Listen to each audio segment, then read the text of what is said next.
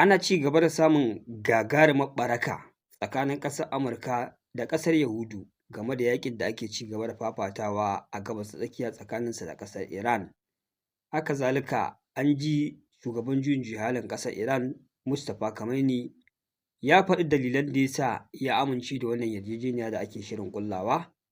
Haka zalika kuma mun samu cikakkun bayanai game da abin da ya faru a ƙasar Nijar Niyami a Diore Hamani International Airport. Insha Allah waɗannan su ne a taƙaice abubuwan da za mu tattauna a cikin wannan bidiyo. Kamar yadda muke ci gaba da ƙoƙari na kawo muku sahihan labarai game da halin da ake ciki a Gabas ta Tsakiya, musamman yaƙin da ake ci gaba da gwabzawa tsakanin ƙasar Iran, Amurka da ƙasar Yahudu har ma da ƙasar Lebanon, wanda aka ɗauki tsawon lokaci ana gwabza wannan yaƙi, kuma muke bin wannan labarai daki-daki muna kawo muku sahihan labarai domin sanin haƙiƙanin halin da ake ciki da kuma inda aka tsaya. Wanda ga shi yanzu an kawo matakin da ake batun yin sulhu ne domin yaƙin ya zo ƙarshe, sai dai har yanzu ana ci gaba da samun cikas da tangarɗa. Amma dai abu mafi daɗi shi ne asalin uwar tafiya ƙasar Amurka ta fara fa gano bakin zaren, ta fara gano cewa fa ita ƙasar Yahudu ambition ɗinta ya wuce ma na kowa, babu wanda zai iya cika mata muradanta a faɗin duniya, kuma dukkan ƙasar da ta biye mata akan cewa sai muradanta sun cika, to har abadan abada ba za a taɓa samun zaman lafiya ba. An ji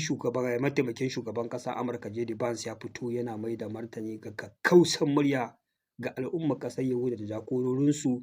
musamman yadda suke ta izgili suna sukan shugaban ƙasar Amurka Donald Trump, biyo bayan amincewa da yarjejeniyar da aka ƙulla tsakaninsa da ƙasar Iran take tafiya,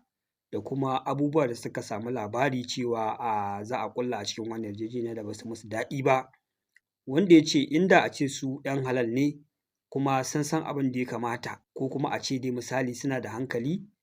bai kamata a ce a daidai lokacin da kaf al'ummar duniya ba sa ƙaunarsu ba, suka juya musu baya sakamakon irin abubuwan da suke a Gabas ta Tsakiya, amma ya kasance ƙasa ɗaya tilo wacce ita ce number one super power a duniya, ita kaɗai ce ta rage take goyon bayansu, kuma a ce suna attacking ɗin shugaban wannan ƙasa, suna ƙoƙarin yi masa izgili, bayan da dukiyar wannan ƙasa da sojojinsu da makaman da al'ummar wannan ƙasa suka ƙera da hannuwansu da kuma kuɗaɗen harajinsu ake taimaka muku da wannan yaƙi. Amma ya zamana ku ne nan kuma kuke yi ma wannan ƙasa da al'ummarta da shugabanta izgilanci, kuna yi mai abubuwa makamantan haka. Wannan shi ne abin da mataimakin shugaban ƙasar Amurka JD Vance aka ji ya fito yana faɗi, yana mai da martani da kakkausan murya, biyo bayan abubuwa da suka fara ɓullowa daga ƙasar Yahudu. Ana gani suna ta rubuce-rubuce suna sukan shugaban ƙasar Amurka bisa wannan yarjejeniya, wanda shi ne JD Vance ya maida masa da wannan martani, wanda wannan abubuwa suka haska wace ce ƙasar Yahudu. Idan ka ga mutum yana goyon bayansu ko kuma yana yi musu fatan nasara a wannan yaƙi, to akwai wata tsatsa a cikin zuciyarsa ne. Duk yadda za a kwatanta da mugun halin mutum ko wata mummunar manufa, baka isa ka kwatanta mummunar manufar mutanen nan akan al'ummar musulmin da ke Gabas ta Tsakiya ba. Kowa ya san muradansu ba wai iya su nasara a kanka a yaƙi ba ne, so suke su zama su ne super power a Gabas ta Tsakiya, kai ba ma iya su demilitarizing ɗin ƙasarka ba, a'a hatta shugabancin ƙasarka a nan gaba kaɗan su ne suke so ya zamana cewa za su ringa ɗaura wanda suke da ra'ayi suke ganin zai musu biyayya ya zama shugaban ƙasa, kamar yadda suka yi a Jordan, suka yi a Jordan, suka ba wa King Abdallah mata 'yar ƙasarsu suke juya ƙasar, wanda yanzu ga shi Allah ya kawo mu lokacin da yau idan ka zo kana yaƙi da tsakanin ƙasar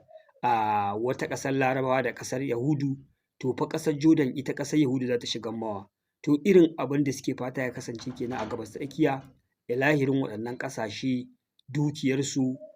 mulkinsu ya zama under their control, wanda shi ne ambition ɗinsu, wanda duk mutumin da ya san abin da yake yi to ba zai taɓa yin tunani ko ya mara ma mutane masu irin wannan manufofi baya ba, wanda wannan kaɗan ne fa daga cikin manufofinsu. Akwai manya-manyan manufofinsu wanda sai power ta zo hannunsu sannan za su bayyana su.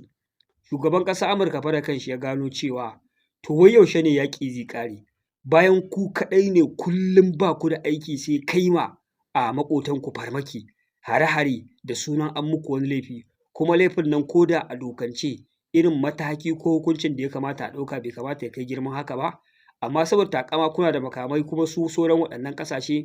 an hana su mallakan makamai sai ku rinƙa kai hari. Ya yi magana kan harin da suka kai a Siriya, wanda Siriya yanzu kwata-kwata ba ta son ta ci gaba da yaƙi sakamakon irin abubuwan da suka faru, suna so su yi regaining ɗin power a tattalin arzikinsu ya dawo, amma mutanen nan sai takalansu suke suna kai musu farmaki.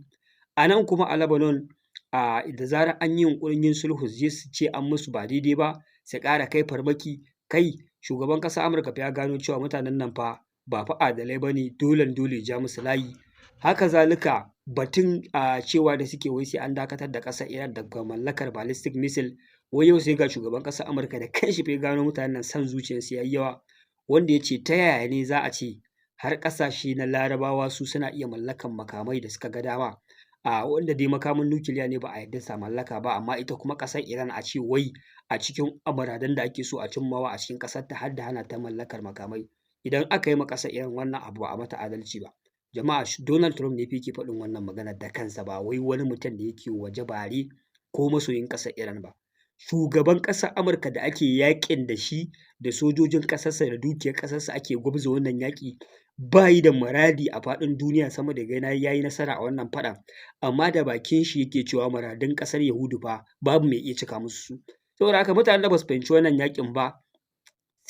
suna ma siyasar duniya da halin da ake ciki gurguwar fahimta. Kai nan ana maganar ga halin da ake ciki, kana maganar nan ɓangaren aƙida. Nan ana maganar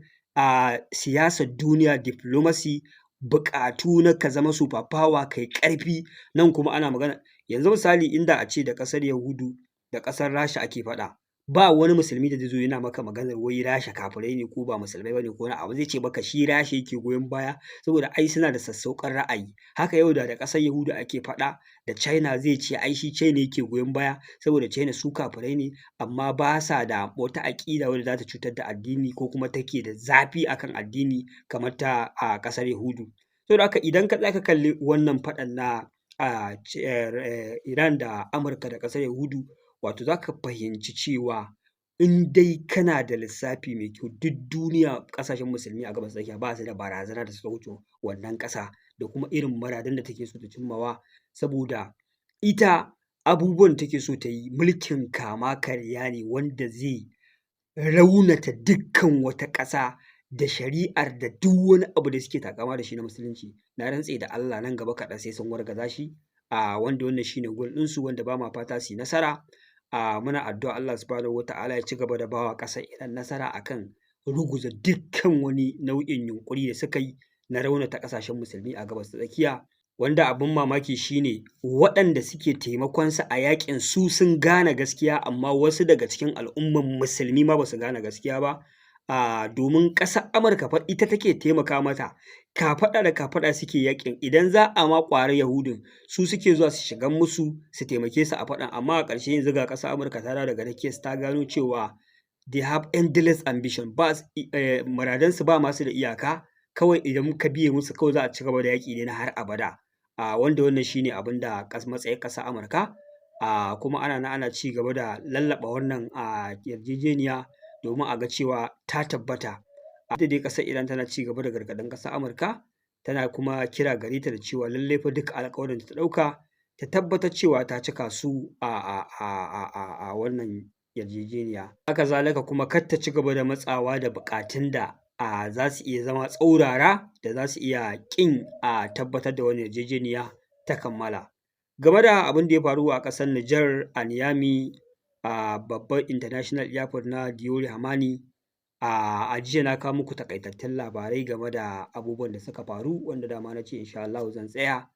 in saurara daga mahukuntan ƙasar Nijar game da asalin abin da ya faru. Wato ashe asalin abin da ya faru a ƙasar Nijar ya wuce tunaninmu gabaki ɗaya. Ba wanda ya hasasan cewa ashe yaƙin ya ƙazanta ya kai wannan lamari, wanda dama an bayyana cewa a lokacin da aka fara fafata wannan yaƙi sai da aka shafe kusan awa ɗaya ana jin ƙaran harbe-harbe a wannan international airport ɗin, wanda sai gashi mahukuntan ƙasar Nijar sun fitar da sanarwar yadda lamarin ya kasance. 'Yan ta'adda ne da suke zargin cewa ƙasar Faransa ce ta turo su wato kai tsaye ma shugaban ƙasar Faransa ake zargi wato Emmanuel Macron da turo waɗannan 'yan ta'adda domin ya kawo tashin tashina a babban birnin ƙasar a Niger a kuma wannan international airport ɗin, wanda aka ce waɗannan 'yan ta'adda sun zo a taxi kuma sun zo an yi ɗauki ba daɗi da su, ɗauki ba daɗin da ya kai ga fa mutuwar sojojin ƙasar Niger har kimanin guda 11 da kuma raunata fararen hula guda 2. Kai ko ka san duk ɗauki ba daɗin da aka ce soja 11 sun mutu ba ƙaramin shiri aka yo ba, sai dai jajirtattun sojojin ƙasar Niger sun mai da martani, wanda su ma a nasu ɓangare aka ce sun hallaka waɗannan 'yan ta'adda har kimanin guda 23, wanda wannan babban nasara ce. Haka zalika duka nau'ikan makamai da suka zo jami'an sojojin Niger sun yi nasara sun kama waɗannan makamai. A halin da ake ciki a yanzu mahukuntan ƙasar Niger sun ce suna nan suna ci gaba da gudanar da bincike da kuma yunƙurin zaƙulo ko ma wane ne yake da hannu a cikin wannan lamari, da waɗanda suka taimaka ko ta wace irin hanya ne za su yi iya bakin ƙoƙari sai sun tabbatar sun zaƙulo su kuma sai sun fuskanci hukunci. Wato wannan shi ne kaɗan daga cikin aikin Turawan yamma, wanda dama mun riga mun bayyana cewa lokaci fa suke jira hankalinsu ya karkato kan jagorori da suka yi musu bore a Afirka, su fara yunƙurin kifar da gwamnatinsu ko kuma kawar da su a doron ƙasa domin ci gaba da biyan buƙatunsu na cin ganimar albarkatun da Allah ya mana, wanda su babban burinsu shi ne har abadan abada ba za su bari mu mulki kanmu ba, ba za su bari mu ci arzikin da Allah ya ba mu ba, a'a sai dai su zo su mulke mu, dukiyarmu kuma su kwashe sannan su bar mu a cikin jahilci, ƙasƙanci da rashin daraja da kuma faɗace-faɗace mara ƙarshe da ƙungiyoyi na 'yan ta'adda, wanda muna roƙon Allah subhanahu wa ta'ala kada Allah ya cika musu burinsu. Su kuma irin waɗannan jagorori da suka ɗauki hanyar ƙwatan ma ƙasashen 'yanci da yaƙan waɗannan mutane, Allah Ubangiji subhanahu wa ta'ala ya ba su nasara. A nan zan dakata, sai ku biyo mu a bidiyo na gaba insha